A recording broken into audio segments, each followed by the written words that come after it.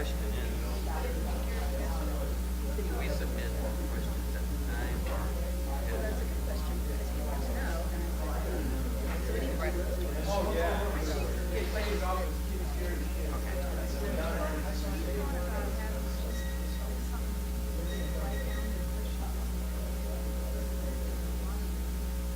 I think we need to have questions and then think of other questions.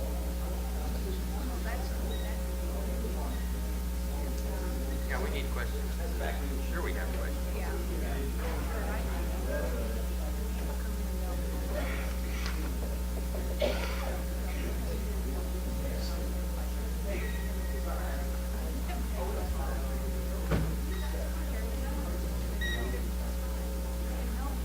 I think we can get,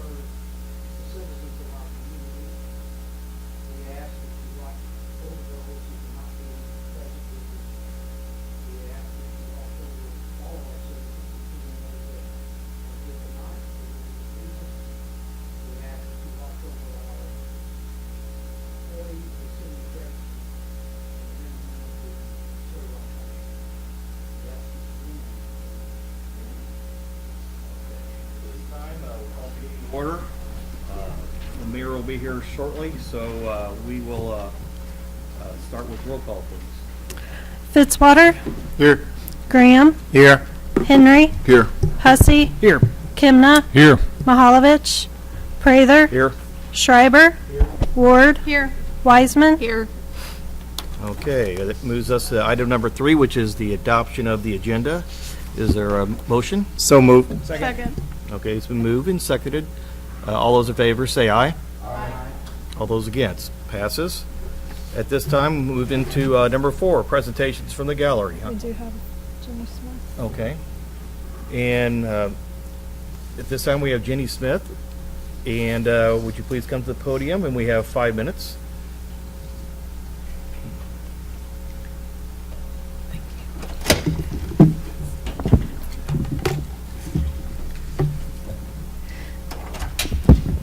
Good evening.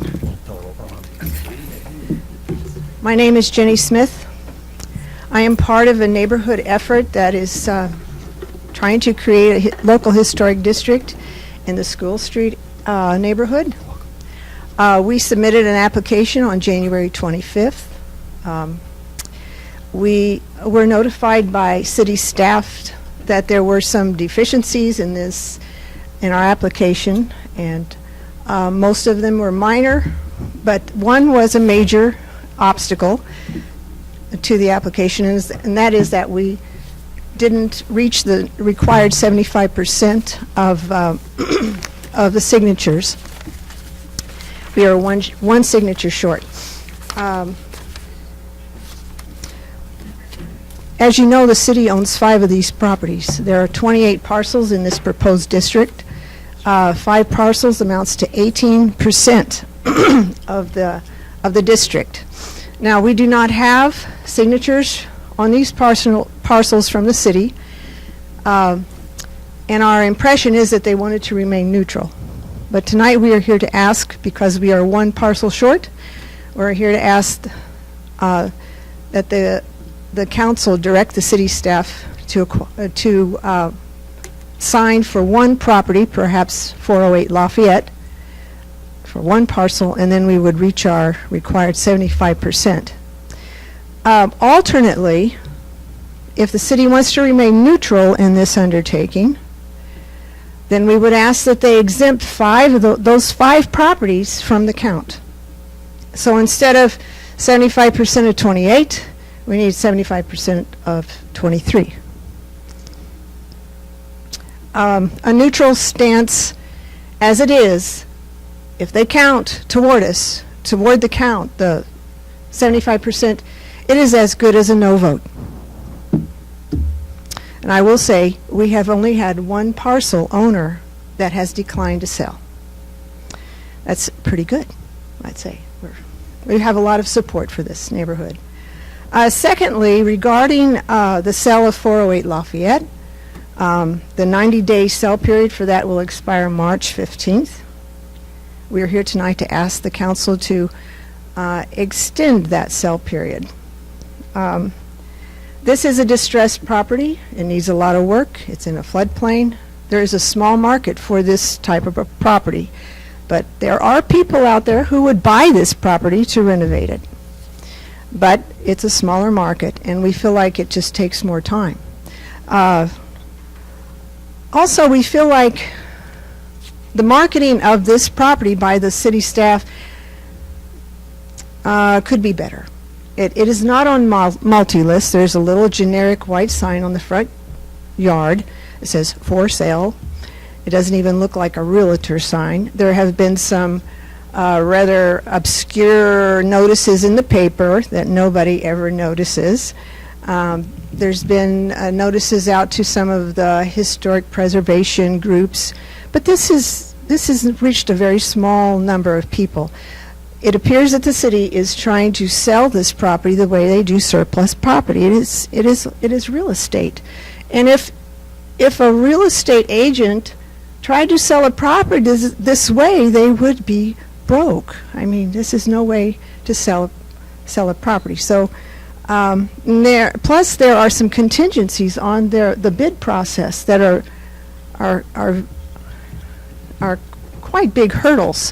One is that they're asking a very high price, minimum high price, and they're asking that no contingencies be as a part of this bid. Now, I don't know if these are written down rules or if just somebody, this was arbitrary rules that were come up with, but we feel like this process has been inadequate to sell this property. So we're asking you to extend that. And that's all I have to say, and I appreciate anything you can do to help us in our effort to revitalize this neighborhood. Thank you, Mrs. Smith. Any questions? Councilman Mahalovich, Prather? I just have a question for Ryan. Can you answer a couple of those questions as far as being able, whether we're able to extend the time period of selling it, and also what the city stance is on us signing for one of those properties? Sure. The deadline is something that was set by the city council, so the city council could change that deadline. The marketing time, I think that PBS staff would have some input on that, because as everyone is, I think, well aware, that there's some federal funds tied up in this property, and we are long past any type of grace period that the federal government may be willing to give us. We're kind of on borrowed time as to having to repay back the neighborhood stabilization funds, and so I think that is a concern that staff would have about extending that deadline, but it's certainly up to the council to do that. If that is the desire of the council, they have that power. Sorry, what was the second part? That would be signing for as a historic district by the city itself. Right. So also the city council could authorize the mayor or city administrator to execute that petition on behalf of the city as property owner. So that would be a decision of the council. On 408 Lafayette, the four properties that are parks properties, I think, would need both the authorization of this council and the Parks Commission under city code, as I see this as a disposition of property. So both entities on those properties. But for 408, it's this council's discretion only. So, one more question: if we were to make a motion, what would be the appropriate time to do so? On something like this, I would say that it would be a good idea to get it on a future agenda, maybe for next Monday, and make it a formal resolution, and make sure that we got all our I's crossed and our T's crossed and I's dotted. That's the way I would prefer that direction to come down. Thank you. Councilman Graham? Ryan, what is the payback when you talk about the stabilization fund? How much is that? I believe it's $80,000. Sonny can correct me if I'm wrong. 80,000 Yes. that we would have to pay back? We would have to, so if, I'm ad-libbing Sonny here a little bit, but we received $80,000 in federal grant money for the neighborhood stabilization. Money was designated for demolition of this property. However, that was about a year ago now, probably. Decided to hold off on that. And if that money is not used for the demolition of this property, we would have to pay it back to the federal government. Once again, if I got anything wrong there, Sonny, help me out. But essentially, if I that may seems to be the clarify, gist. It's the purchase price of approximately $55,000 that we use federal funds on, and then approximately another 25 to a little bit shy of $80,000 of federal funds that we put into the structure. That if we do not use it for the purposes that it is intended for, which we're not able to because it's in a floodplain, we would have to reimburse that $80,000 if it's used for any other purpose. We currently have funds to demolish that building and another building that are also part of that same funding source. So if we did sell it, let's say for $60,000, we would have to pay back that difference between through a supplemental appropriation to total that approximately $80,000. So we'll owe the federal government $80,000 in either case. I guess, and my last question is, are those funds set aside in a line item for that usage, or did those funds go to general revenue, or are those funds we can pull back down from the federal government once this property is demolished or so? Once the property is demolished, we will be no longer obligated on those funds to be repaid. We've already expended those funds out of the Community Development Block Program, the Neighborhood Stabilization Program. So that money, if there is if it is, property is sold, we will be requesting $80,000 in a supplemental appropriation to repay those funds. Councilman Hussey? 2 questions. Sonny, I know we did the 90-day, but when did the property actually go on the market? It was actually a 60-day. Or 60. We were asked in November to list it for 60 days. It took us until January 15th to go through the process of working out the proposal, putting it out. Margie can probably talk more about that, the actual sales activity involved. But it was listed, I believe, January 15th, going through March 15th, but we were authorized to do it, I think, at near the end of November for 60 days. So it's been listed for 60. It's been listed for 60 and known about for, I don't know, since last November. And then a question for Ryan. Are we legally able to actually exempt our properties from that 28 threshold to create this district as suggested by Mrs. Smith, or are they just, do they have to be included? The ordinance doesn't contemplate anything like that, so we would be kind of torturing the ordinance language to do that.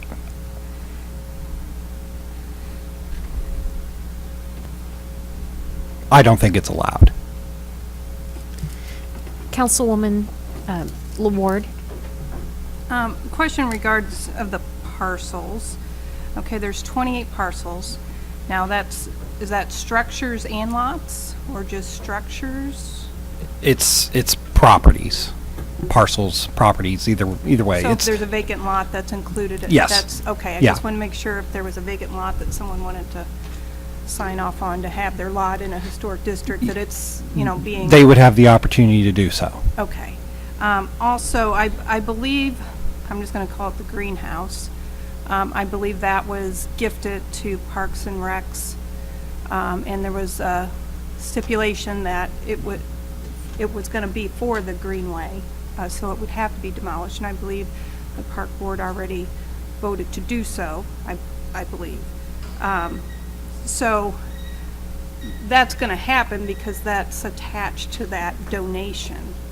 So if that was to happen and that 28th parcel not be included, then you'd have your 75%. Is that be considered? I know we would hate to lose a house, but that was donated to the Parks Board. It would be a vacant lot then, and still one parcel, and still owned That's by True. Parks and Rec, our city. That's true. I wasn't even thinking about that. Okay. Sorry.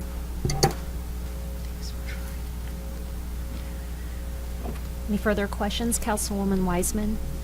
Yes. Is there a different way that we can market this house, or is the way that we're doing it the only way that we can market it? I don't know who I'm asking. I can take a stab. We certainly have procedures under our purchasing code that I think sets a floor, and we're meeting that floor. We've met that floor of what we could do. But as far as what we could do to market, I mean, sky's the limit. We could probably do whatever we want.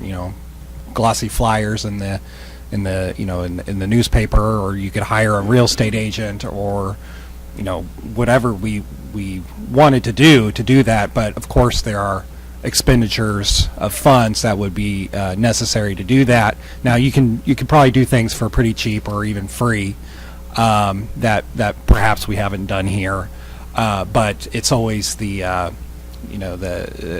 cost of marketing can get really expensive really fast, and so I think that's certainly a concern of doing anything that's really protracted. May I speak to that?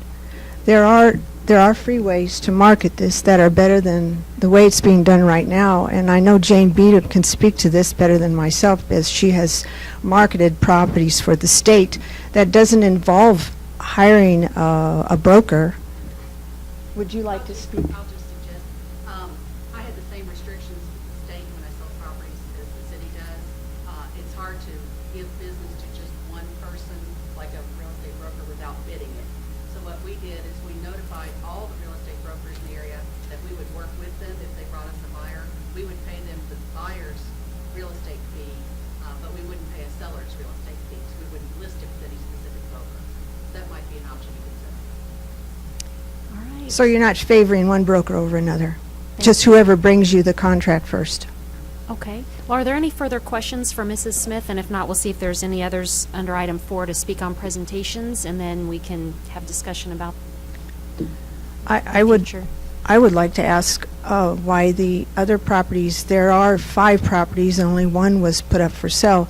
It seems to me like the others, 410 Lafayette and 623 School Street, could have been offered for sale too, and this would generate a little more cash to pay back the debt to HUD. Just a thought. Who would have that answer, Mr. Molman or Sunny? Mr. Sanders? The $80,000 of NSP funds are only tied to that one property, and it was decided to try and sell that one property to get out from under that future obligation of paying that money. That's my take on that. And you would still have to come up with demolition costs for this property, and then you would get some of that back. May I? We have NSP funds available to demolish 2 properties, including 408. So that money is been provided to us. If we don't demolish the building, that money will just go away also. So we have the funds to demolish the building without any city funds tied to it. So it's kind of, we got 2 pots of the same funding, one to purchase and repair the house, and additional funds from the sale of Marshall Street that can be used to demolish the properties. All that money will be swept away once they kind of call in our hand. Okay, thank you, Councilman Mahalovich. To me, this whole issue, well, it started back with looking at the old master plan, and this area was anticipated to be a park, if you remember. And I was okay with the master plan, but what I'm okay with is a group of individuals and saying, we want to preserve this area, and it's their choice. And so the citizens are telling us right now that that's what they want to do. And the barriers we're putting forward in terms of we can't vote on this, or we can, or we should waive our vote and all that, to me is in the way of what the majority of citizens want to have happen in their property, in their area. So for that argument, I think that we should have a resounding yes to support the citizens in their desire to make it a conservation district. And I think it's a worthy point that I didn't expect us to get $80,000 to pay off our debts for that one house, but the combination of those houses, I'd be okay with reducing our debt and maybe creating a wash in terms of what we sell and what we are obligated to. So my 2 points are that I'm in favor of modifying the master plan as the citizens in that area so desire to have a conservation district. So, Councilman Mahalovich, would that be something that you may be putting into a resolution for the next council meeting, like Mr. Molman suggested? Apologize, I was tardy, Oh. and so I'd consider that, yes. But I'd also yield my Ward 1 council members and would yield if they would care to support that. If I may, and just for clarification, and Mr. Spalding may have to help me out here, but I believe the properties other than 408 were either donated to parks or were purchased with parks funds, and so we'd have to take a real close look at whether or not we could use proceeds from the sales of those properties for parks to pay back what essentially is a general fund obligation. I don't know the answer to that, but it certainly raises the question in my mind that we'd have to take a look at that. I might ask, I think that 408 Lafayette is Parks, or 410 Lafayette is Parks and Rec, but I think 623 is City. If you look on the Medmo GIS, there's 3 of them that are Parks and Rec and 2 that are City. So just clarifying that point. So you would have, Mr. Mulman, would you have that information in time for Monday's council meeting? Certainly can. So that would help if you coordinate with Mr. Spalding and then, okay, Councilman Prather? I'll help out with that, any resolutions that we need to go Okay, so we'll forward. have the first ward representatives and Councilman Mahalovich. Okay, any further discussion? Okay, thank you. All right, so we're still on item 4, presentations from the gallery on specific bills. Is there anyone else here to speak this evening? Okay, seeing none, we'll go to item 5, consent agenda. Is there a motion to approve? Second. Any further discussion? All in favor, say aye. Aye. Any opposed? Motion passes. Item 6, bills pending 2017-114. An ordinance of the City of Jefferson, Missouri, amending Chapter 19 of the Code of the City of Jefferson by modification of portions to match existing parking and loading conditions in downtown. Mr. Marash? Thank you. And as clerk indicated, this is just a cleanup ordinance that will match our code to the existing conditions downtown. So be happy to answer any questions. Thank you. Any council questions or deliberation? Okay, roll call, please. Fitzwater, Aye. Graham, Aye. Henry, Aye. Hussey, Aye. Kimna, Aye. Mahalovich, Aye. Prather, Aye. Schreiber, Aye. Ward, Aye. Wiseman. Aye. Bill passes. 2017-115. An ordinance of the City of Jefferson, Missouri, amending Chapter 19, Motor Vehicles and Traffic, Schedule G, Stop Intersections of the Code of the City of Jefferson by the addition of Terabella Drive and Amador Avenue before entering Ventura Avenue. Mr. Marash? Thank you. As clerk indicated, 2 stop sign additions, both T streets entering Ventura on the west side of town. This was reviewed by this Transportation and Traffic Commission. They recommend approval. Have to answer any questions. Any questions or deliberation on this? Roll call, please. Graham, Aye. Henry, Aye. Hussey, Aye. Kimna, Aye. Mahalovich, Aye. Prather, Aye. Schreiber, Ward, Aye. Wiseman, Aye. Fitzwater. Aye. Bill passes. 2017-116. An ordinance of the City of Jefferson, Missouri, authorizing the mayor and city clerk to execute a grant agreement with MoDOT for public transit operating assistance. Mr. Marash? Thank you. Again, just like the clerk indicated, this is a grant agreement with MoDOT that will help fund our transit, little over $11,400. It's administered by MoDOT. You have to answer any questions. Any questions or deliberation? Roll call, please. Henry, Aye.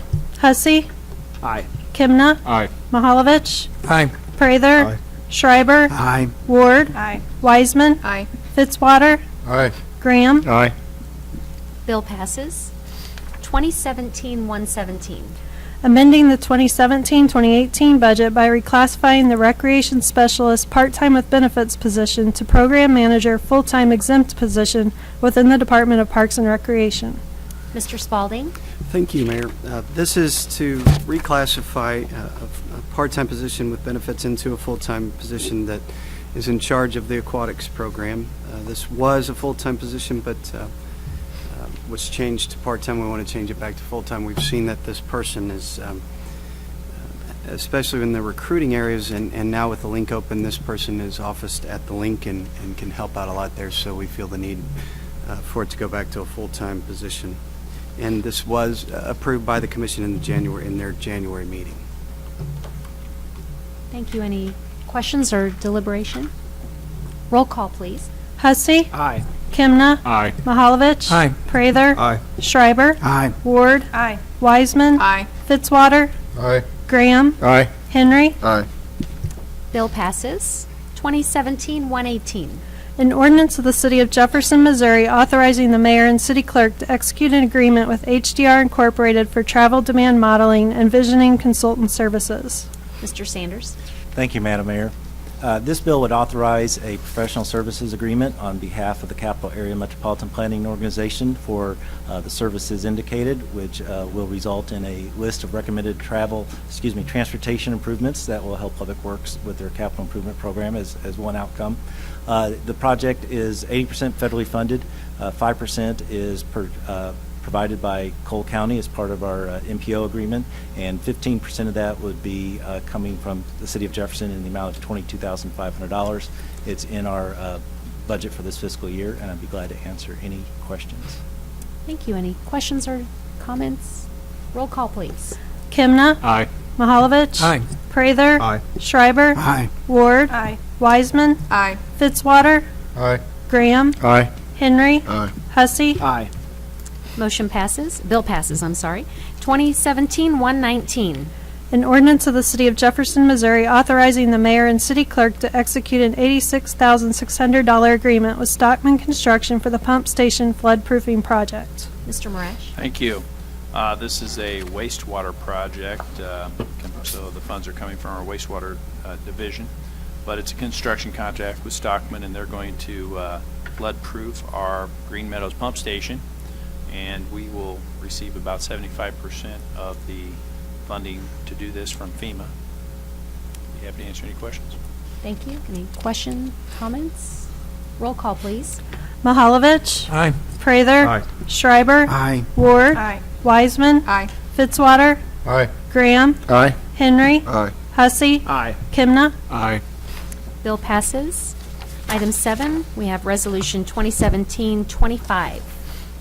A resolution authorizing adopting the National Incident Management System, NIMS, as the standard for incident management by the City of Jefferson, Missouri. Chief Schofield. Thank you. As the clerk indicated, this is a reaffirmation of the city's commitment to follow standard incident management practices outlined in NIMS. It was first established in 2003 and has gone through 3 revisions. The most recent revision came out last year, and so they asked that we reaffirm our commitment to follow those standard best practices. This request came actually via our emergency management coordinator, Bill Farr, through SEMA and also through FEMA. Be happy to answer any questions. Thank you. Any questions of Chief? Do we have a motion? Second. Any further discussion? Roll call, please. Prather. Aye. Schreiber. Aye. Ward. Aye. Wiseman. Aye. Fitzwater. Aye. Graham. Aye. Henry. Aye. Hussey. Aye. Kimna. Aye. Mahalovich. Aye. Resolution passes. Resolution 2017-26. A resolution amending Resolution 2017-22 and appointing the members of the Charter Review Advisory Committee. Mr. Molman. Thank you. This resolution accomplishes 2 things. The first thing that it accomplishes, it amends previous resolution 2017-22, which created the Charter Review Advisory Committee. It amends that resolution to change the number of voting members of the advisory committee from 7 to 9. And then this resolution also actually names those members of the advisory committee as outlined in section 2 of the resolution. I believe that the mayor indicated that there was a impressive breadth of applicants who desired to participate on this committee, and so therefore she desired to expand the amount of voting members to get a wider array of viewpoints and experience on this committee. Thank you. Any questions for Mr. Molman? Is there a motion to approve? And a second? Second. Any further discussion? Roll call, please. Schreiber. Aye. Ward. Aye. Wiseman. Aye. Fitzwater. Aye. Graham. Aye. Henry. Aye. Hussey. Aye. Kimna. Aye. Mahalovich. Aye. Prather. Aye. Resolution passes, and we do have, I'll read through the list. Congratulations. We do have some of the members here this evening, and we appreciate that. We have former Mayor George Hartsfield, Tom Sadowski, Carolyn McDowell, John Hecklenberg, Mark Kaiser, Galen Carver, Becky Dunn, Ron Medine, Seth Bowman, and Ken Hussey, and Councilman Hussey and Councilman Fitzwater would be the non-voting 2 council members. So we appreciate the volunteers for doing that, and also thank you, Councilman Hussey and Fitzwater, and Hussey for your work in getting this committee formed. So thank you. Okay, and the next item 8 is discussion of general fund and capital improvement projects and funding. So we'll start with Mr. Kroll. So, and just for clarification, so that essentially ends the business portion of the council meeting, and now we're going to go into a work session that was originally planned for tonight. And thank you. So the Public Works and Planning Commission committee and the Finance Committee previously discussed some projects, and the committees wanted to have the full council talk about those projects and then some funding options. So staff put together essentially a list of projects that we've been really talking about for probably 2 or 3 years. Added a few projects to that. Councilmember Holovich had a few projects that were added. So that is one of the attachments. Staff is prepared to walk through some of the details on those if you need us to. Council wanted to identify some projects that were at least eligible for sales tax, and those that may be not eligible for sales tax and could be come out of general funds. So we've done that. Ms. Miller has identified some fund balance opportunities, and I've estimated the remaining fund balance, so we have that information available, and she can walk through that detail if you need her to. And then one of the items that was brought up as and is on the project list are the dump trucks from Public Works, and there's a memo that explains that, and we can certainly get into more detail there. So the first, my suggestion would be is maybe to look at attachment A, which is the list of projects, and then if you want staff to provide any more detail on those projects, you certainly can. Some of those projects, at least in my mind, are already obligated, and certainly some may be committed more so than other projects. And staff went through and identified what we think were some of the higher priorities of the 2 categories, the general fund and the sales tax projects, and those are identified with the red H on that document. So certainly willing to answer any questions about any of the projects or any of the estimates and anything else. And staff recommendations for some funding are in the memo. Okay, thank you, Mr. Kroll. So we can start with council discussion of the items on the list or any priorities. Councilman Prather? Just a general question. If we kind of have a target of 17% to retain in our fund balance, are we prepared tonight to see what effect the decisions we make will have on that 17% or the percentage that we're at? I mean, will we be able to do that, be able to see it?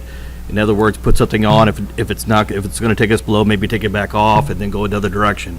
That's what I was kind of hoping for tonight. I didn't know that we were prepared for that or not, but I wanted to, if we're going to make decisions, we want to see what the effect is prior to actually making a final decision, I would hope, tonight on some of these items.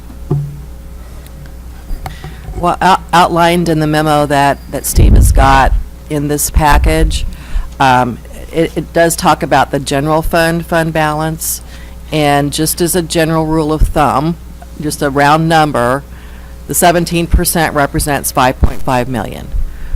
Further in the document is the estimate of the ending FY17 balance, which is a little over 6.1 million, and that does not include the 235,000 that we're expected to receive from SEMA on the South Lincoln project. So I think the 4th paragraph of Mr. Kroll's memo outlines that basically there's about 890,000 of the general fund that if that amount was used, that brings us down to that minimum 17%. So,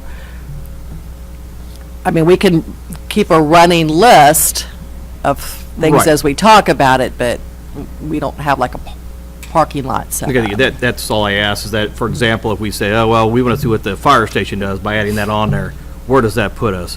We want to have those dump trucks, where does that put us? Can we take some of the money out of the sales tax and make it work? That's kind of stuff I wanted to see.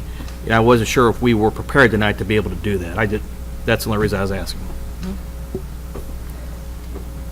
Councilman Prather, certainly those things could be asked tonight, and then staff could get that information if there's a direction from council. And as we approach the budget season and the budget cycle is approaching, these are things that certain discussions tonight could lead into that, because we really are very close to that time. And I know at the last Finance Committee meeting, those topics came up, that perhaps this is good information for the council to have moving forward.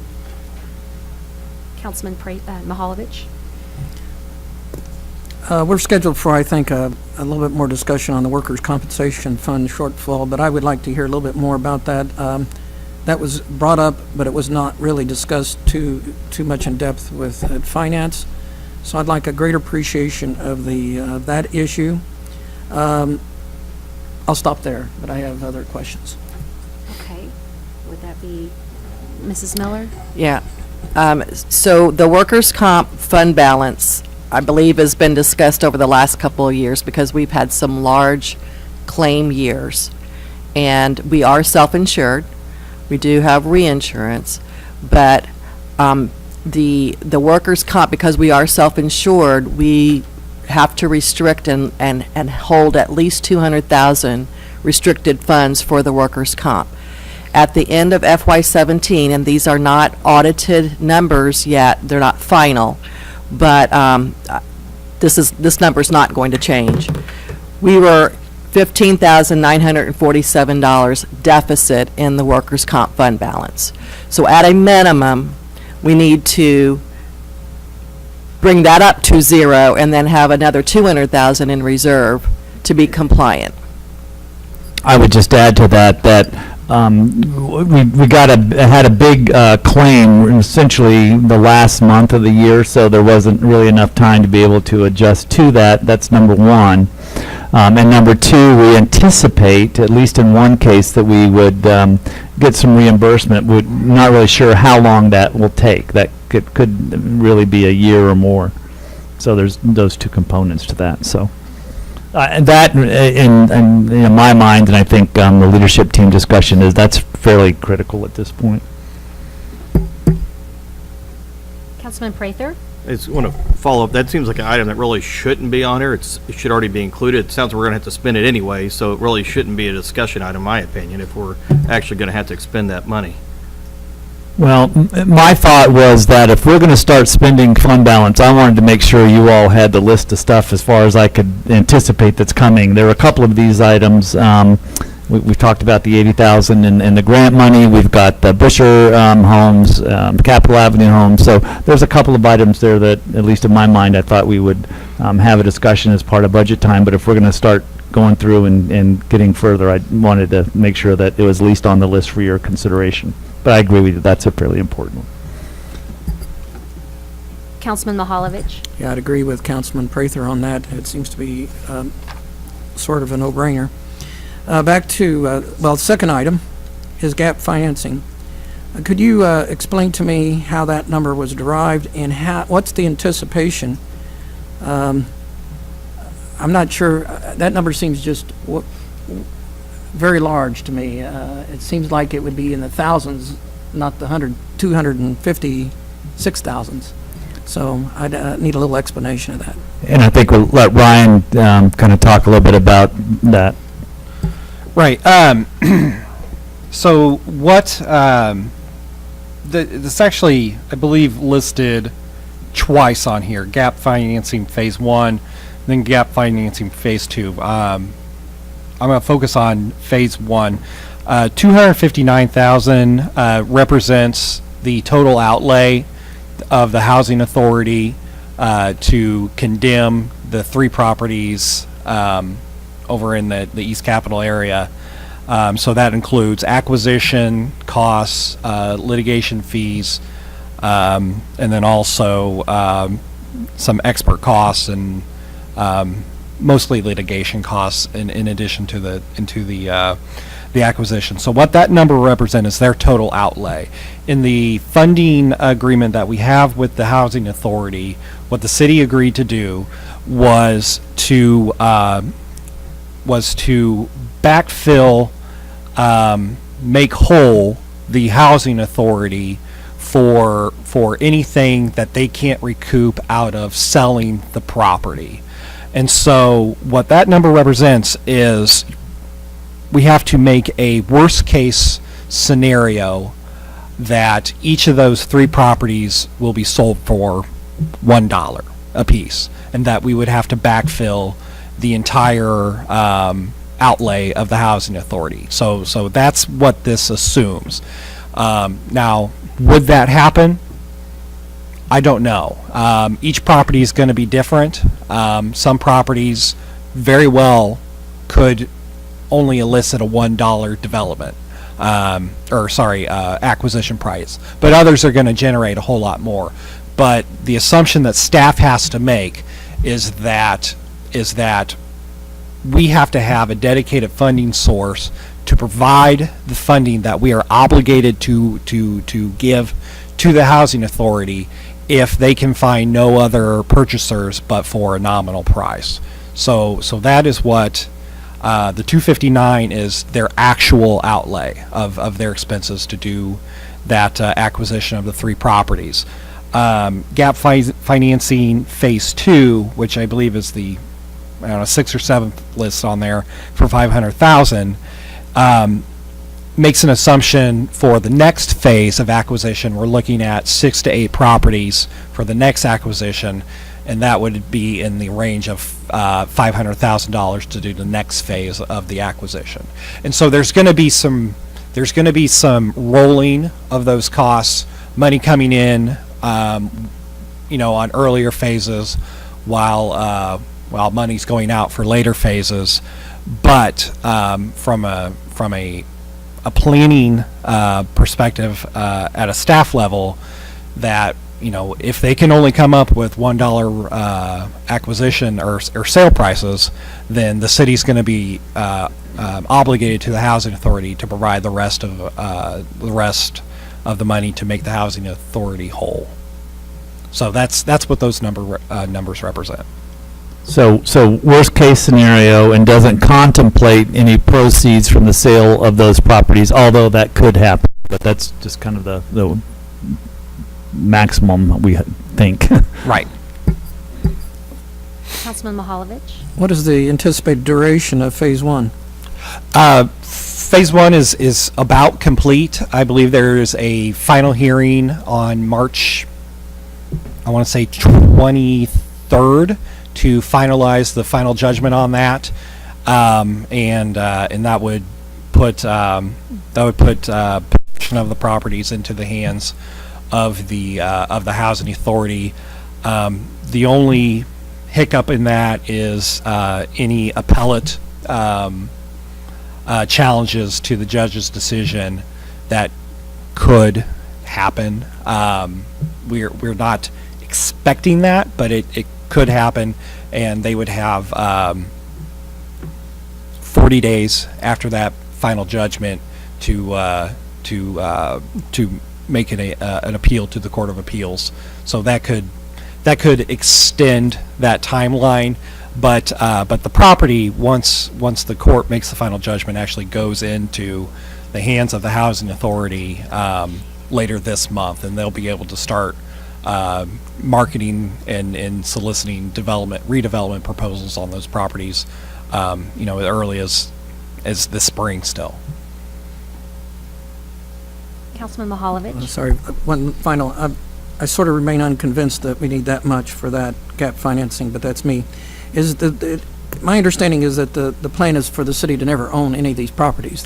That's correct. That they would offer, I've seen in the paper, $50,000 or $60,000 for their external assessment of the property, and if they get that, we would be obligated for $0, or would we still be paying legal fees? Well, or- yeah, so the funding agreement does contemplate both acquisition and costs.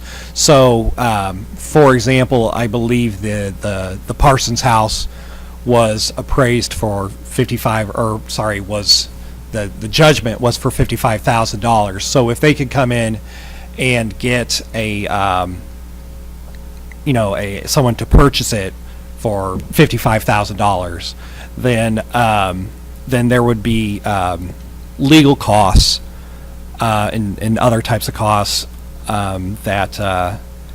that we would still be obligated to make the housing authority whole on. So if you take, $55,000 for acquisition plus another $25,000 for costs, but they sell it for $55,000, then the city would be obligated for that extra $25,000. That's just some rough example math, but yeah, to expect that the housing authority is going to get both appraised value for the property plus enough money to cover their costs for every single property, I think is probably unrealistic. So for each property, I think the city needs to expect that there will probably be some outlay, at least for costs, if not purchase or sale price deficiencies. Was there a hand over here, Councilman Henry? Okay, Councilman Henry. As I'm looking at this list, and obviously we've gotten a few of these in the finance committee meeting. We've had some discussion over these, and I guess I see these H's where there's some high priority areas. I guess my one question is, and this is to the entire council or whoever's wanting to have this discussion, and I know we voted on some previous months. We voted on the downtown streetscape repair, the electric project, but I guess my thing is, how much of a high priority is that really when you start looking at? Because there's no way I could put that over 2 dump trucks that's needed, because you can't really plan for needing 2 dump trucks for public works and planning. So I guess I'll put that out there in regard to the downtown streetscape repair and electric project. Right now, how vital are those two items? We've got to start somewhere as far as that discussion goes. Mr. Morash can talk a little bit about the specifics related to the High Street and then the electric. Is that what you're asking? And probably the paving is a higher priority than the electric, but. And I may just add, I think one of the questions seemed maybe a little confusion here, but on this list that has the H's on it, the upper part is the fund balance part, H's, to spend that down, and then the stuff in green is out of a sales tax, and so it's kind of 2 pots of money. So they're different places, but and so when we look at the dump trucks, I don't necessarily think about the sales tax projects, if that's more clear. But I can also go through the financing of the electric if you want. And I had a slide. While they're getting that prepared, I also want to clarify for the dump trucks, 2 dump trucks that on the sheet with the green on it, that's the 290, right, Matt? Yeah, that's the 290. For 2, and then the fund balance exercise in the memo has one of the trucks, and then at Public Works and Planning there was some discussion about funding another truck some other way, and we could talk a little bit about that. So the 2 trucks are not taken out of that recommended fund balance number. And so with that said, even if you're talking about sales tax money for downtown streetscape, if you look at the rest of these projects that are covered in green, I'd really like to see, and obviously this is easy for me to say, but coming on down to these, you may have some folks on the council who feel like there's some other things that may be more important. You got stormwater projects in there. So I guess that conversation needs to get going. Yeah, the other projects really are not in a priority order. So I guess now I can go back to the electric if you want me to. I got that slide up there now. So, so if you remember, we were given some allocation of funding. $622,000 is what's available now for the downtown street repair, sidewalk repair, and the electrical. So we received the bids. It come in considerably higher than we anticipated. So just to finalize, up in the black writing, to complete the repair of the sidewalks and the crosswalks and the washboarding, you know how the streets getting pretty rough up there. To complete that work is $775,000, or in other words, we need an additional $153,000 supplemental just to do the hardscape type stuff. And that would, the last time that was done, it was done in 2002, so you can see it's lived a great long while here, almost 16 years. And so we'd anticipate hopefully getting another 16 years or, you know, thereabouts out of this work. That would also, we're also have in our overlay list a plan to overlay the entire street once we're done. So it'd be nice and smooth, start fresh again. If we want to add the electrical component, I've kind of listed them here in some various orders, and we had a discussion at Public Works and Planning Committee about it. And then we also followed up with some downtown folks to make sure we had maybe the priority right, if you will, from folks. And so we heard really that people were most interested in, from the electrical side of things, working in the 100, 200 blocks of High Street, getting plug-ins available for booths, if you will, things like that. And so that running total is an additional 460, or excuse me, as you can kind of see it there. To do number 2 or 3, you have to do number 1 and get the electric up to the street. That's 216,000, or excuse me, 63,000. The running total being 216,000, and then adding the various blocks, you can do one block at a time. What we did here is that people were less concerned about the food court area, which is kind of up towards the Harris's and post office, and where that electric is supplied from, I have a diagram here in a second, is supplied from a different area, so you could do that at a later time and it wouldn't be part of the overlay or anything like that. And then also the 200 block of Madison up towards the parking garage, for example, up that street, that was, you know, less intensely used for this electrical, so that wasn't as big a concern once we bid it. We got all the bids in there in case we wanted to do it all, but really 1 through 3 is where we're at.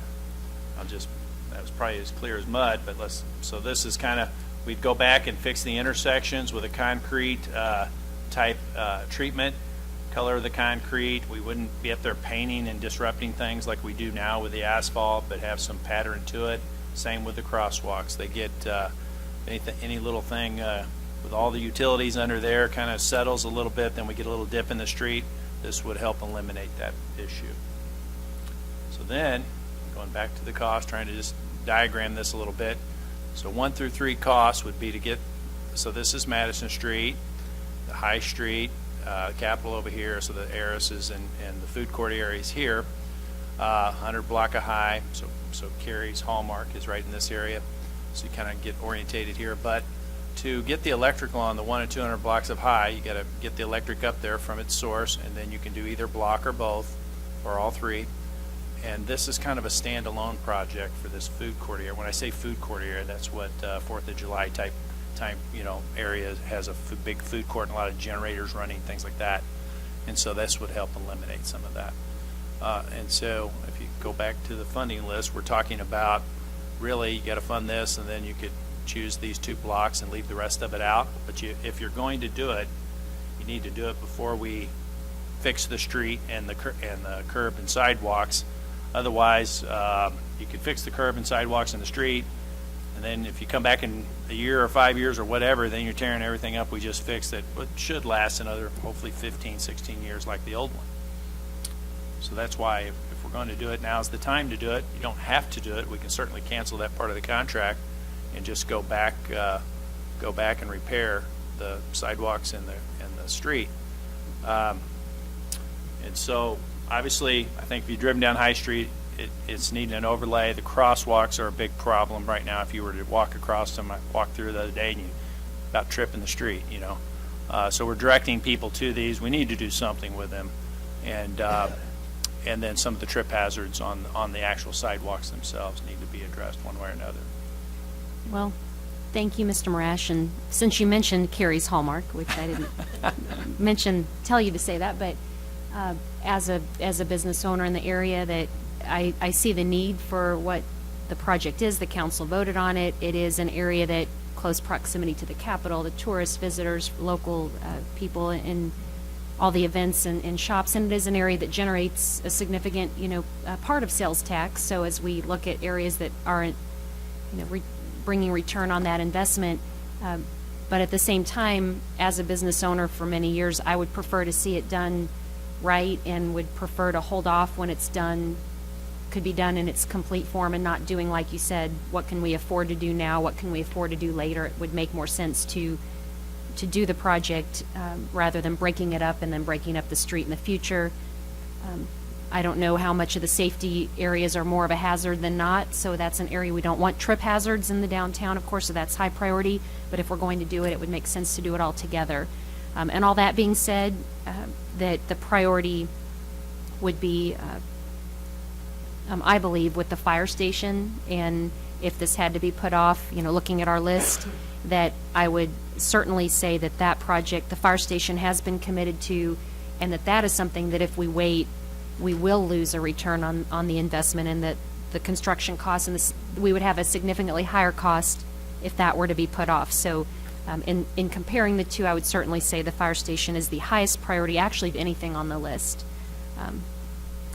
And I know I saw Hussey and Prather and then Mahalovich. So do you, okay, so we'll let Prather. Yeah, just real quick. So what you're basically telling us, we have 153,000 right now listed in our possible funding. To actually do this right, it looks like we need another 300,000, put up to about the 463,000 in order to do all those projects at once. And to do it right, that's probably what we should do. If we're going to do the electric, we should probably have an additional supplemental. I think on the green it says 500,000 as a rough number, but we kind of reprioritize based on what's last. Oh, I see it now, yeah. 463 total. Yeah. Okay, thank you. 500. But that's, a bid price. We have a firm bid price on this. It was a good bid. We had 3 good contractors bid on it. Bids are very close together, all 3. And so this is the cost to do the work, just based on that. But, and so I think the question is, do you want to do the electric? You want to have to do something with the 3 and pretty short order. Okay, thank you. And then Mahalovich and then Hussey. I think you just said it. Something has to be done very soon, and the Downtown Association really wants this to happen. They've already kind of scheduled themselves around what work would be done. A lot of communications occurred between the city and the businesses in downtown. They would like to see this project move forward, and it's a high priority for them. The downtown's starting to look a little tired in a time when we're among the best downtowns in many municipalities, or maybe all of them. So I'm in support of us funding and going forward with this. I only just have one question. Between the presentation at Public Works and Planning is $585,000 for a total, and then what's listed here is $503,000. So I'm missing about $82,000 to get everything done. Not sure if my addition's wrong or what. You're proposing the electric and the downtown streetscape, but what you're not proposing that was on this list is $118,000 in front of Madison, 200 block of Madison. If you look on the slides, I'll just go real quick. So we start with 622 in the bank. If we do the streets and sidewalks, 153 for hardscape, get that refreshed. And we can add in the electric kind of down in red. So beside each 1 through 5, each component's listed by itself. And then I have a running total to the left. Is the stage segment, is that the Madison, partial Madison? That's a piece of Madison Okay. that is required. Go back to the map. Okay, I got it now. I got it. Just to get the electric up there and available to do the next two bullets there, 1 and 200 block of high. Okay, I'm with you. Okay. I just thought to throw away this and go to that. Yeah, this was the PowerPoint. I just rearranged the order of the yellow ones I put down at the bottom, highlighted. And so what's on our list right here is to fund everything except for 4 and 5. Yeah, I would recommend you don't do 4 and 5 at this time. Okay. We got a bid for it. It's not uncommon. We take bids to see kind of what the numbers are, then we change order those outright for the council approval. So if you were to approve this tonight, I'll have a change order with this contract that comes to the next council meeting with a supplemental, and we'll take some things out, put some things in to make all this work right. Okay. I'm in support of your H's next to that. So Councilman, I want to make yeah. one more statement. So what we're talking about, I think, is that this is in a green area. So if you look at the 5-year budget for the sales tax, the 2.25 million for the contingency, we're talking about this being a supplemental of just under 500,000 out of that pool of money. That's what I understand it to be, and I think that's what the appropriate memo. Just wanted to be clear with everybody about that. One follow-up on this. Is there any county sharing on this project? And if not, why would, I would think that they would be a one that obligate a share on that. Well, now this is not because there's county facilities. Also, they have a separate, they were looking at our bids, so we have to they want to do some things on the courthouse and change that up a little bit. I'm not sure yet. I don't think they're sure. But this wasn't on the original city county list of the project, so that other money and that was the office slide of that. What was agreed upon with the sales tax split. 5.5 million each. This was kind of an add-in project.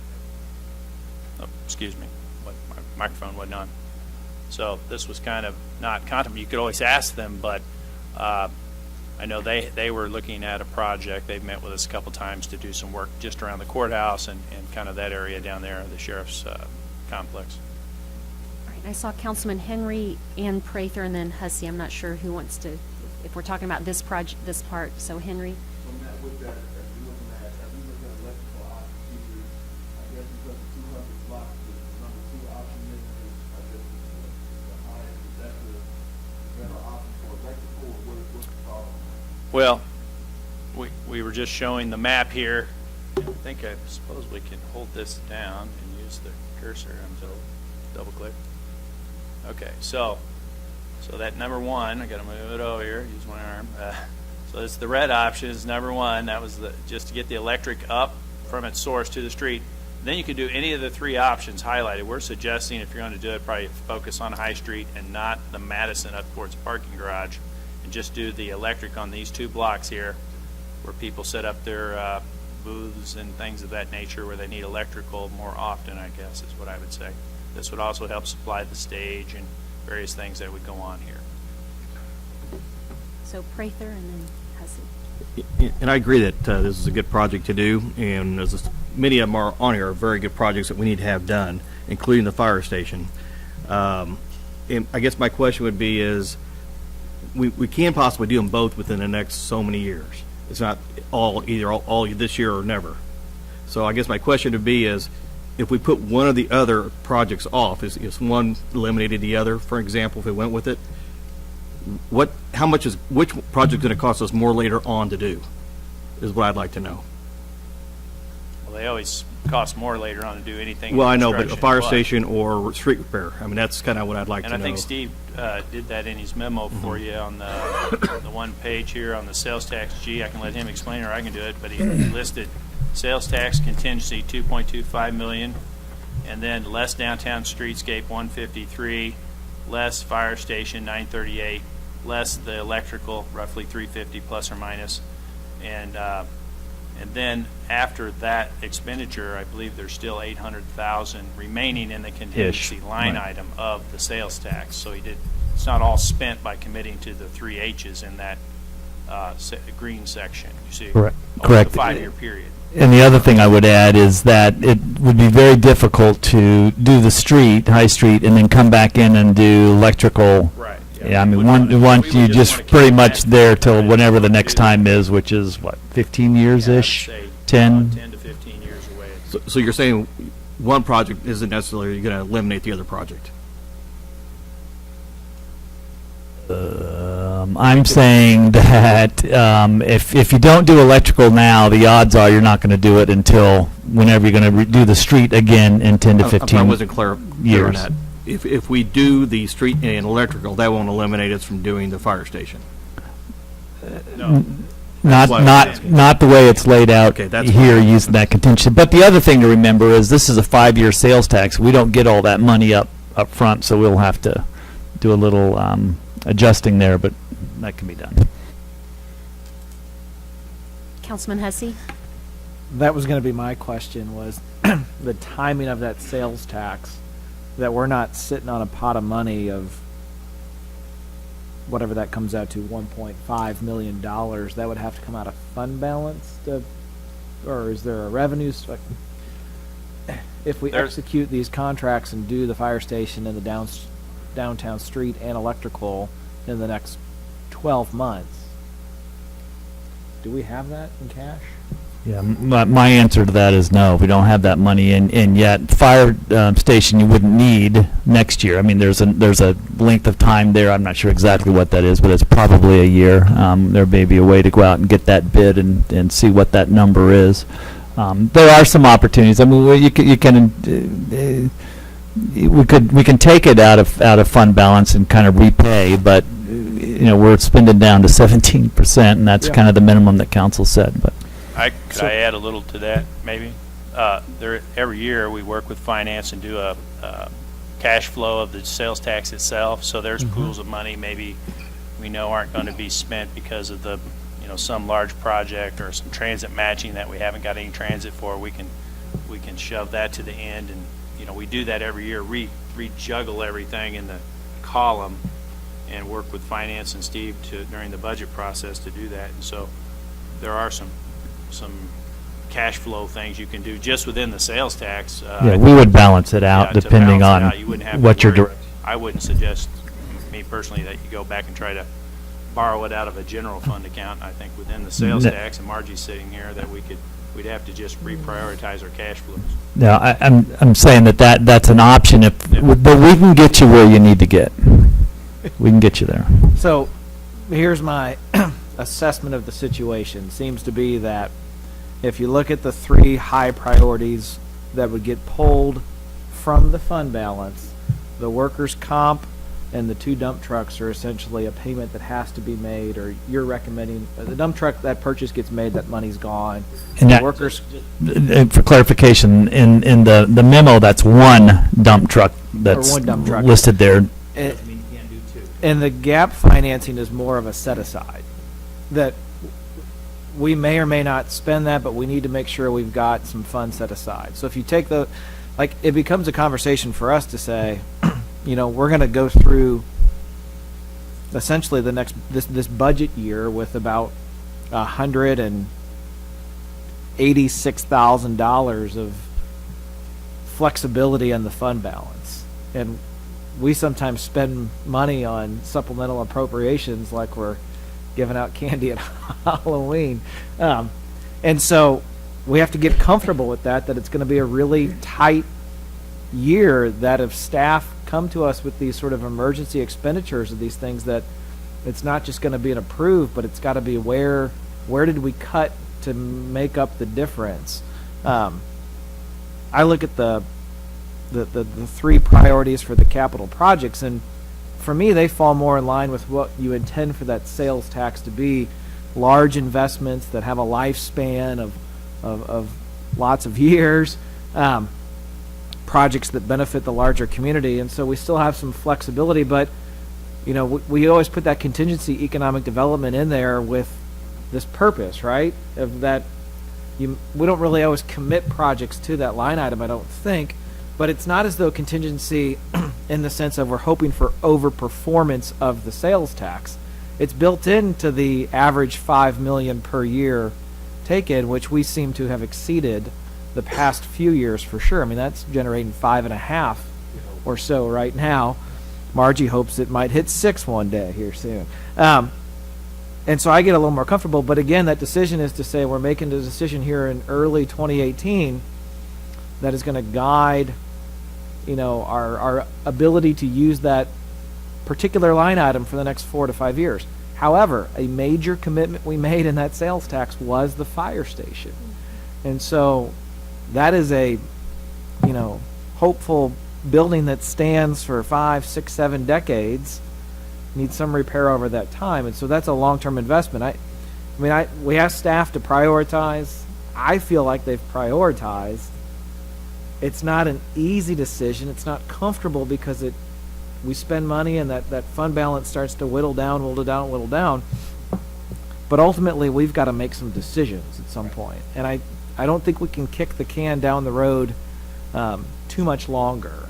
This has been through committee multiple times. This work session was designed to force a prioritization.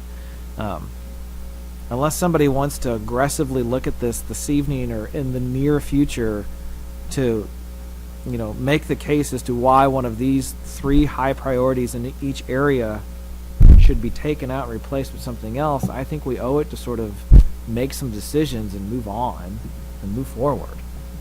Councilman Schreiber? Yes, I've made a few notes with regard to the fire station and, some things that we need to probably consider. I think that number one, we've already made a commitment, basically. We've already purchased the property. We've got a sizable investment in architectural planning. We know that we've gone and looked at the condition of fire station number 2 and other fire stations as well, including the Hyde Park training facility. And so we know that in the future there's going to be some additional needs. So we don't want everything to hit us all at once with regard to the needs for the fire department. And we look at, do you really put a price on public safety? You really can't. We've got female firefighters now, so we certainly need appropriate accommodations for our female firefighters.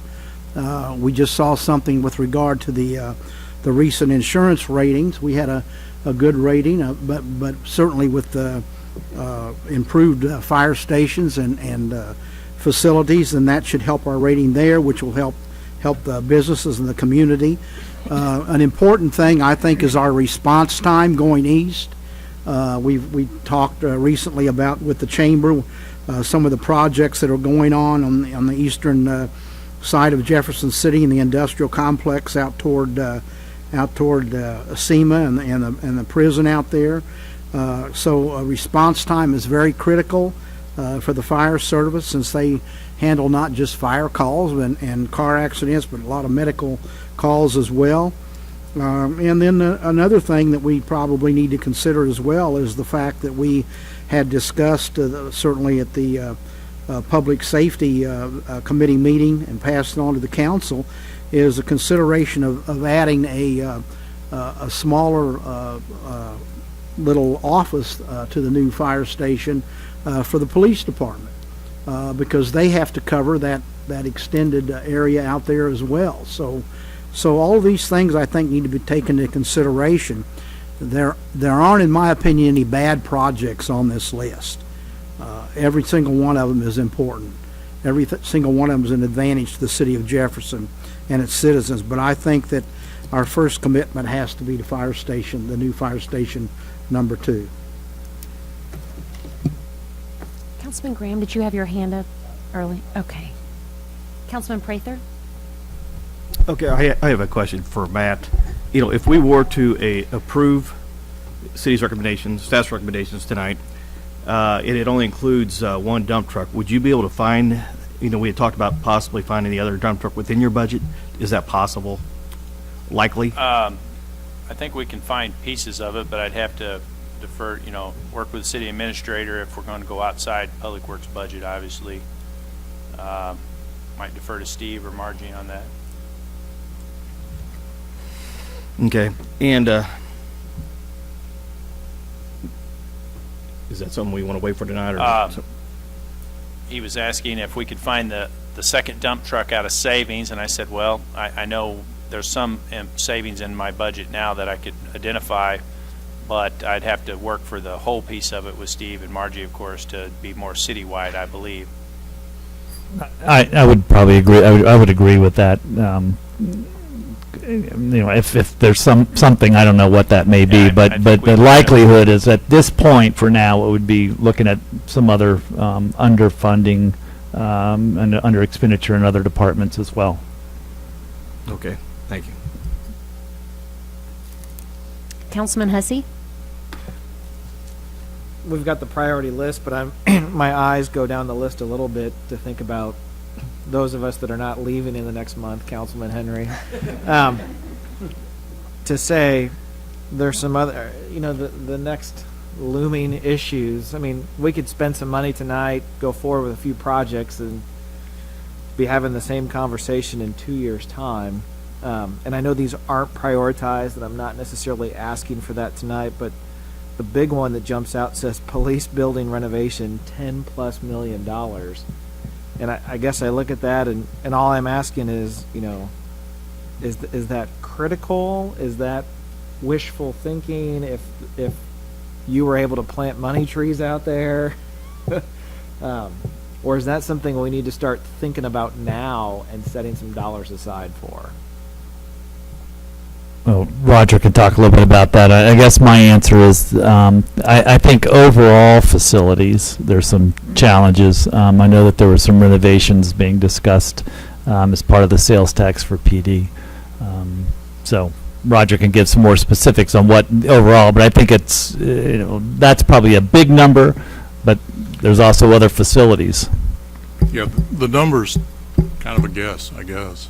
What we're beginning now, we're in the process of a facility study. What we know is we have a 40-year-old building, which is filled, and it served our purposes quite adequately for the 40 years, but we're just anticipating that if we're going to go another 30 years, things are going to have to be done. Our locker rooms, for instance, are just totally inadequate. So we have to start somewhere, so we're going to have the study and then go from there. And I think that will provide maybe a better degree of accuracy as to what that number may end up being. But we have to look at it, too, just like the fire stations. It's, 40 years is a long time. We'd like to stay in it a lot longer, but not the way it is presently. Thank you. This exercise, it paints for me the fact that there's not enough money to do everything that needs to be done, and so this council, minus Councilman Henry, who's I would say in the next year or so needs to have a solid conversation about what do.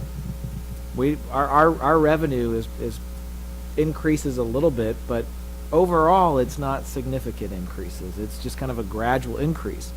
And if that and the cost of doing business as a city seems to be, keeping in line with that, but these costs keep adding up. Facilities, equipment, infrastructure, all these things. We're going to have a real conversation about revenue for city services and city government. Is there additional revenue we can secure?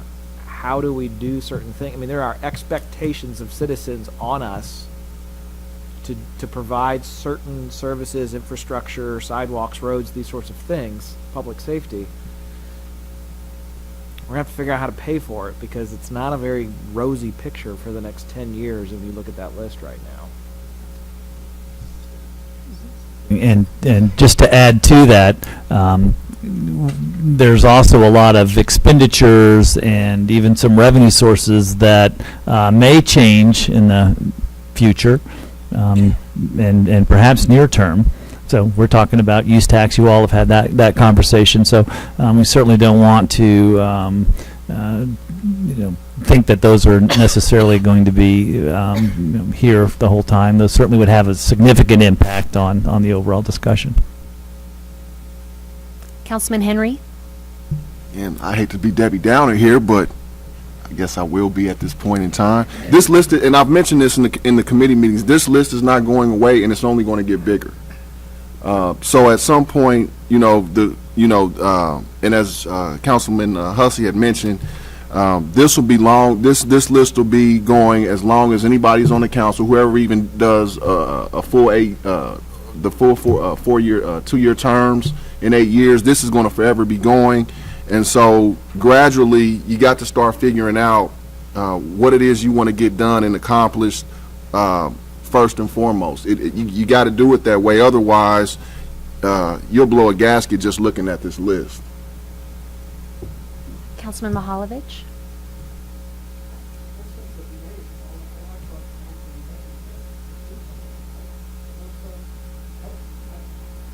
I think that the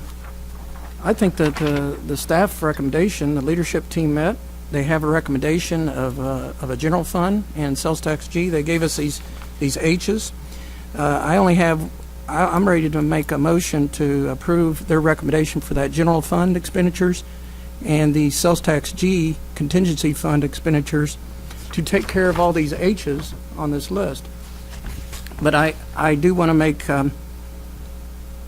and before I make that a motion, I'm going to lay that and see if anybody wants to comment. But my only change is to make that 2 dump trucks and reduce the amount for the gap financing. So we take care of the 2 trucks as listed here on the H. We reduce the gap financing, we pay for all the other H's. Is that that's not a motion? That's a discussion. I'm going to put it in motion. I want a little feedback on that flipping the truck thing. Councilwoman Wiseman? I disagree with reducing the gap financing. Considering the litigation costs and our past history with some of those properties on Capitol Avenue, I think we've got to be safe with that $259,000. I'm concerned that that might not actually be enough. But I would assume that our legal department has done enough research on this to think that $259,000 is enough. But I don't think we can reduce that. I'd rather have that as a placeholder just because of the cost of litigation. Do we recall what the actual, just the attorney bill was for the last case? The trial level was handled in-house, so that was $0. But when it went to the appellate level, to the Court of Appeals, I believe that came in, I want to say $25,000 for one level of litigation. That wasn't all of it, though.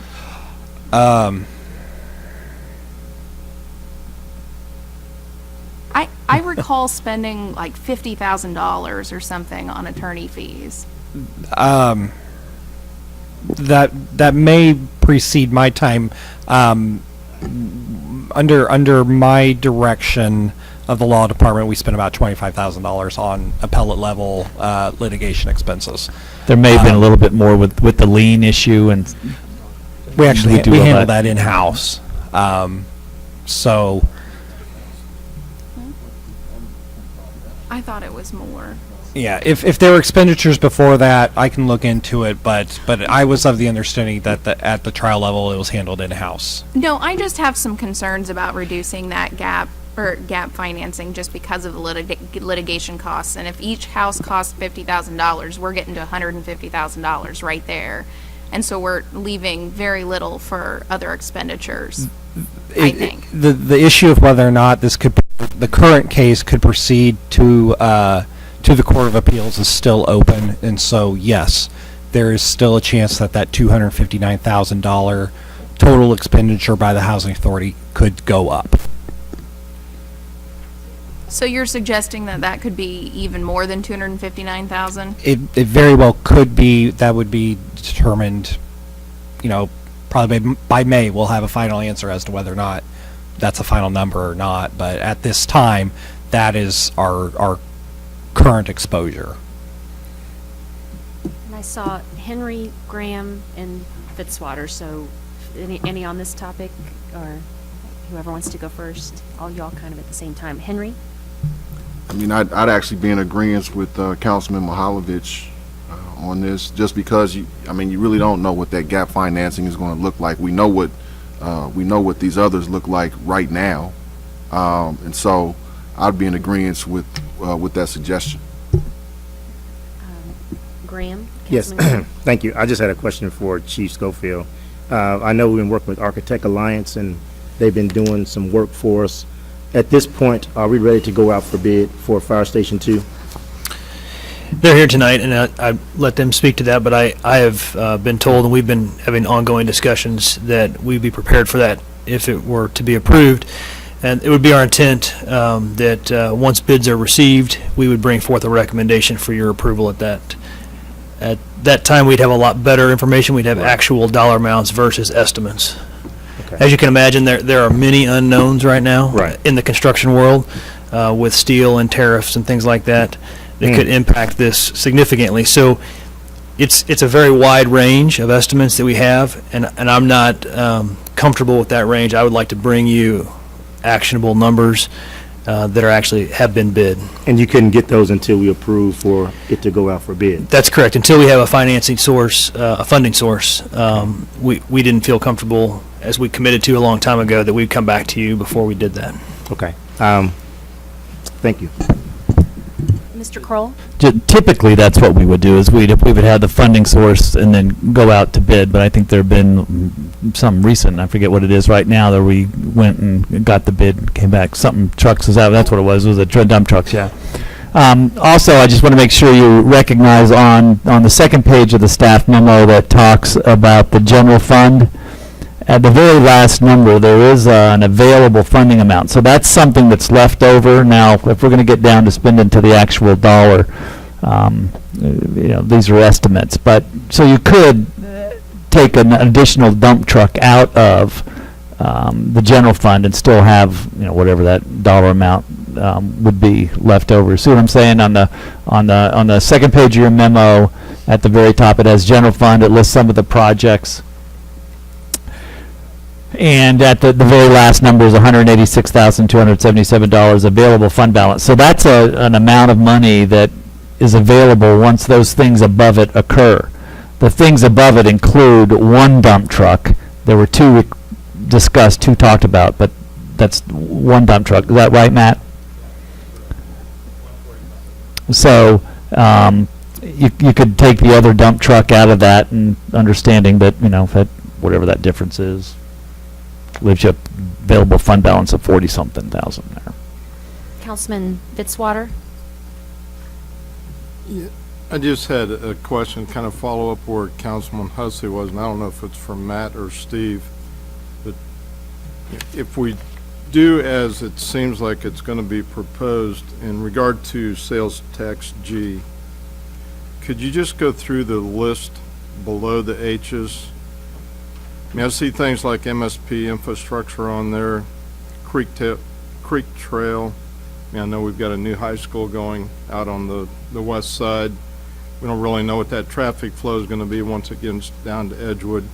Just kind of go through these and just make sure that a month from now or 3 months from now, there's not going to be another project that's an H. We're going to have about 800,000 left, it looks like. But just to make sure there isn't something that we've missed before we expend those dollars. Staff can certainly go through and explain these projects further. Even doing that, though, I wouldn't guarantee that there isn't something that pops up and comes back. The dump trucks kind of were in that situation, although we did talk about them a couple of years ago as part of the budget. We can certainly go through and talk about those if that's the request. Yeah, and you don't have to do line by line, but if there's some that stick out, I mean, obviously, we've already talked about the police station and some extremely large ones, but is there anything on there that a month from now or 3 months from now we say, wow, we should have thought about that? Stormwater is always a question there. Certainly MSP, Creek Trail, West High Bridge repair. Matt can give an update on that. I don't know that that's. Yeah, just real briefly or generally. So what we did in Public Works, Steve asked us if there are some things to put on this list. Well, stormwater, for example, certainly if you had some extra money, you could spend it towards stormwater. We could definitely spend it, or overlay or whatever else. For example, the West High Street Bridge, that has been contemplated to go in a next sales tax, but it was brought up more recently by Councilman Mihalovich, so it kind of got on the list, I guess. and these were things we're just asked about quite often, like Country Club. Got a lot of complaints on that. I know some of the councilmen have recently.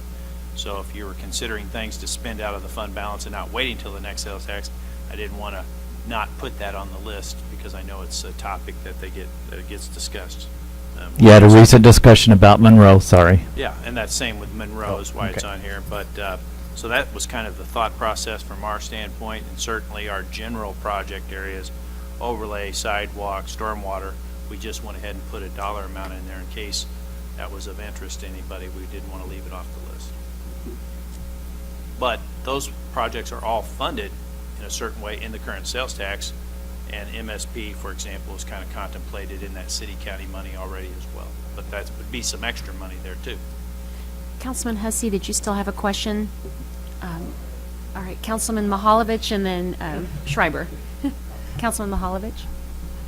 I wanted to say something about Monroe. 2A Monroe has been anticipated for the next sales tax, not this one, but the engineering was desired to be now, to pay for the engineering for Monroe, 2A Monroe, so that we'd be ready to hit the ground under the new sales tax of the future. So there's a group of people that are really wanting that project to go through as a planning project only, not a construction project.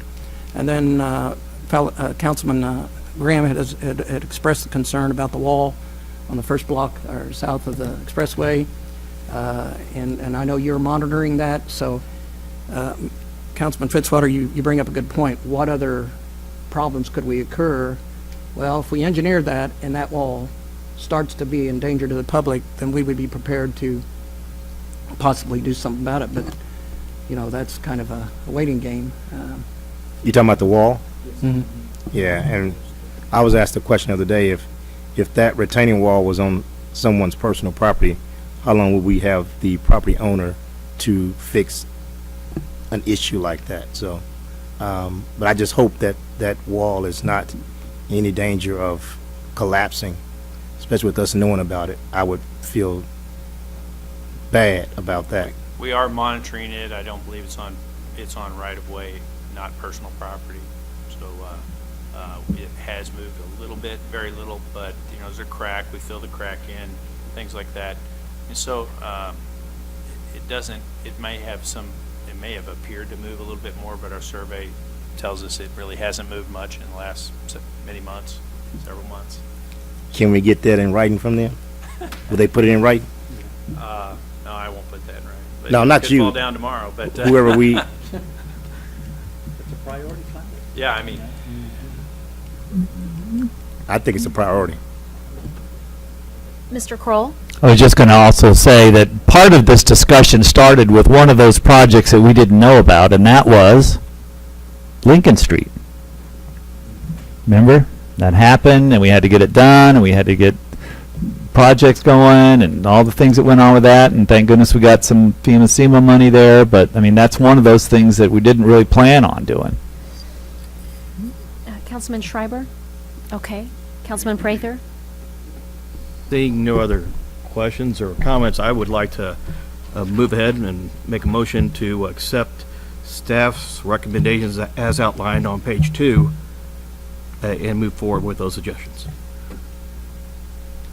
Mr. Kroll? So, for clarification, what does that mean on the second dump truck? Do you want to take the second dump truck, or? As outlined on the second page, have you outlined here? Okay, so. It's one, correct? That's one dump truck. Correct. So Second there's it. a motion and a second. Any further discussion on the motion? Mr. Councilman Henry?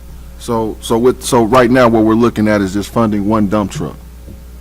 Can you give us some clarification on that? The way I understood it was. The way I understood it was fund one dump truck out of the general fund balance.